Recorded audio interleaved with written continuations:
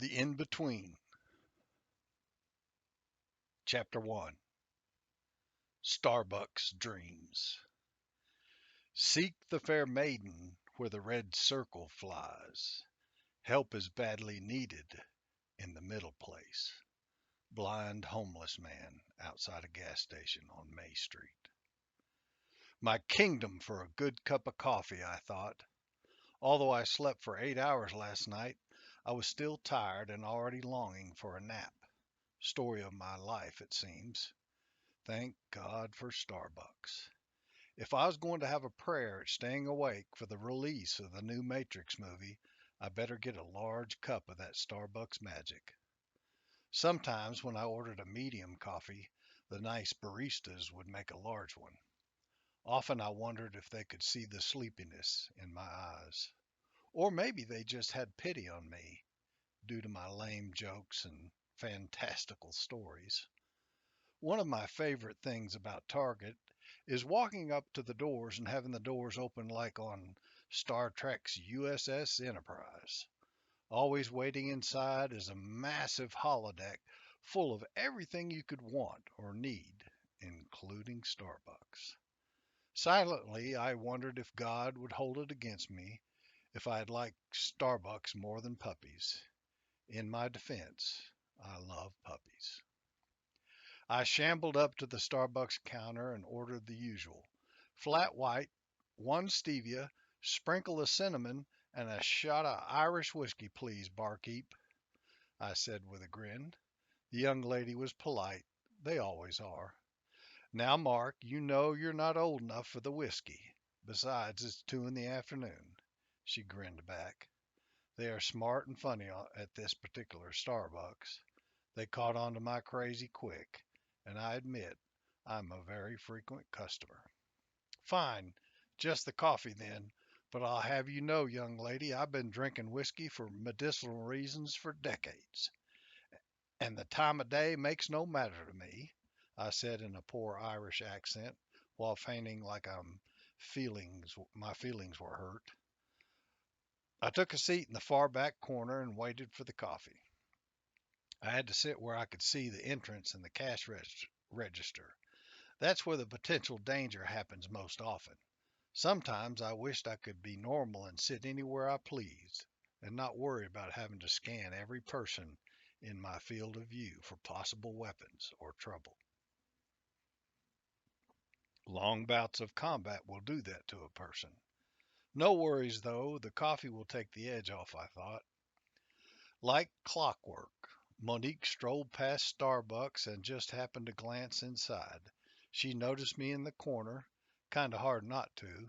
6'2", beard, marine hat, mischievous grin. So, decided to work today, huh? I said with a grin. All the Target employees seemed to be hard-working, kind, and professional. However, there was something special about Monique. She made it look easy to the point that you were left with the impression that she actually enjoyed her job. Oh, you know me, bucking for Employee of the Month, she said. Well, you have my vote. If there was a suggestion box in this place, I'd put a vote in there for you every day. I grinned. I've been coming to this store for almost 2 years. Monique was the first Target employee I started having short conversations with on occasion. She was either being polite or following company protocol by laughing at my crazy stories. Either way was fine with me. It's gotten to feel like she is my target niece of sorts, and I'm the crazy uncle you have to put up with at family gatherings. I kind of feel the same way about the Starbucks crew. They are special and I enjoy seeing them. Besides, I love coffee. My casual relationship with my store niece, Monique, is, however, a bit different. It's not that she was the first young lady that struck up a conversation this strange uncle niece relationship with, or her work ethic, which I admire. It is something else. Can't quite put my finger on it. It's like I know her from somewhere, someplace, sometime. Oh, so you would stuff the suggestion box for me so I can park my car in the Employee of the Month slot for a month, she said. What are crazy uncles for? I said. We do more by 9 a.m. than most people do in a day. I grinned, knowing full well I stole the Army's old advertising slogan. There is a 30% sale off Metamucil in the pharmacy section. Just thought you might want to know. She grinned. In my best Irish accent, I retorted, Now see here, lass, are you saying I'm full of shite? If the shoe fits, she laughed and rushed off to her work. Best niece ever, I thought as I sipped my coffee. I took out my small notebook and tried for the 100th time to remember my dreams. Flashes of the dream, small glimpses, really, smells, feelings, nothing solid or coherent. The dreams were as if I was in a different place or a different time. So real these fleeting dream memories were, it was like watching a movie or living a different or alternate life, past or future, this country or another, real or a dream. I did not know. This has been going on for the past 2 years. The Bible does say that old men will dream dreams. However, the big difference about last night's dream was that it was much clearer. And what's crazy is that I saw Monique in this dream. This was a first. How crazy is this? Just a short dream. She was on a horse and dressed like a warrior princess from like the 15th or 16th century. There were loud and crashing sounds of battle in the background.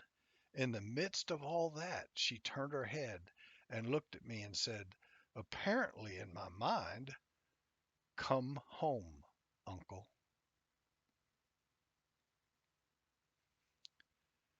Chapter 2. Future Past. Gone are the days when sleepers can sleep. Arise, be bold, serve the king. Ancient Scottish saying. I woke quickly. Last night's dream was longer and even more clear than the previous night. 2 or 3 minutes of the dream I can remember well. Swords clashing, flashes of light, battle sounds, and yelling. I'll write it all down later after coffee. The bedside clock said 5:30 a.m. Starbucks is not open yet. Guess I'll make some of my own swill this morning. Sad start to the day. Brutal cold out this morning when I went outside to get the paper. A brief scan of the headlines reported COVID this and shootings that. I tossed the paper in the trash and sat in my chair while waiting for the coffee. Strangely, I started to think about the best dog I ever had. He passed a few years ago at the age of 14. The vet told me the dogs his size usually did not live that long. Never really knew what breed he was. Vet said he was some kind of European hybrid, a mix of at least 4 breeds, the doctor told me, and an actual timber wolf was one of them. Found him as a pup way out in the country on the side of the road. Poor thing was near death and covered with fleas and ticks. 2 of his brothers and sisters were lying dead beside him. My heart broke. I had to help him. I rushed him to the vet's office. Strange breed, the vet said as he checked the pup carefully. The pup did not care about anything but the food and water placed before him. The vet could probably have stuck him with 5 or 6 needles and that little guy wouldn't have done a thing. He was totally focused on eating and drinking. How old is he, you think, Doc? I asked. Barely weaned, maybe 6 or 7 weeks. Good thing, too, he needs his food and water badly. No need for an IV with him drinking and eating like this, the doc said. He went to pick the pup up and got snapped at. Well, better let him finish. Whatever breed he is, appears he has some real wolf in him, the doc stated, taking a step back. Just a rough old dog, kind of like me.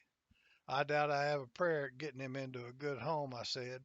How big you think he will get, Doc? I asked. Look at the size of those paws. He's going to be big. I'd say 150 pounds easy, the doc said. Well, that pretty much seals his fate then. Nobody wants a dog that big. I said.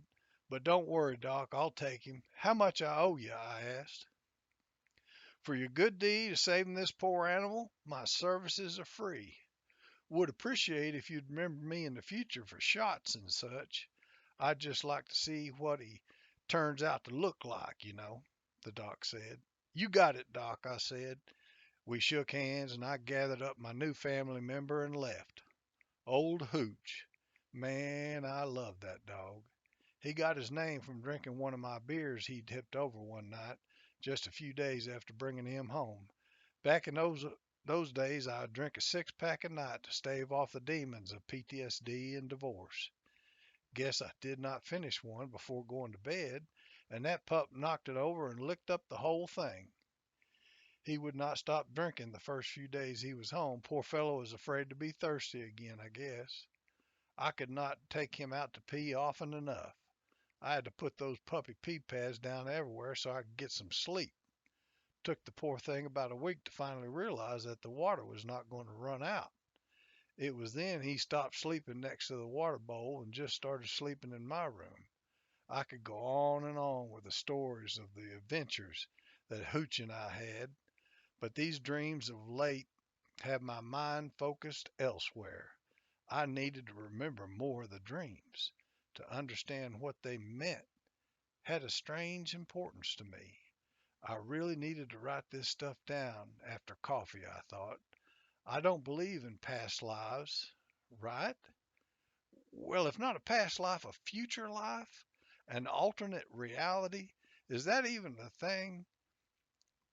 How can I dream about life, another life, or existence? Is this just my active imagination or the crazy movies I sometimes watch causing me to dream like this?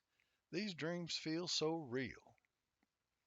Oh, shite, I have lost it. It was bound to happen one day, I guess, I said to myself. I got up and made my way to the kitchen again to see if the coffee was done. I froze upon entering the kitchen. My guard went up. Somebody broke in last night was my first reaction. The closest gun was under the sink. I started for it, but then realized burglars don't leave things, they take things. It had to have been there when I was in the kitchen earlier. I was just too sleepy to notice, I guess.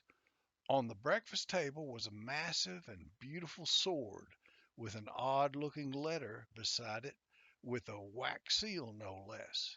I checked doors and windows and looked for anything else that might be out of order. Everything was locked. Nothing was missing or different except for the items on the kitchen table. What the actual, I said, having given up the bad habit of saying the F word years and years ago, I did not say it even in this crazy situation. I did not touch the sword, just was captivated by its beauty and craftsmanship. My focus moved to the letter. It had three words written in beautiful cursive on it: for Uncle Mark.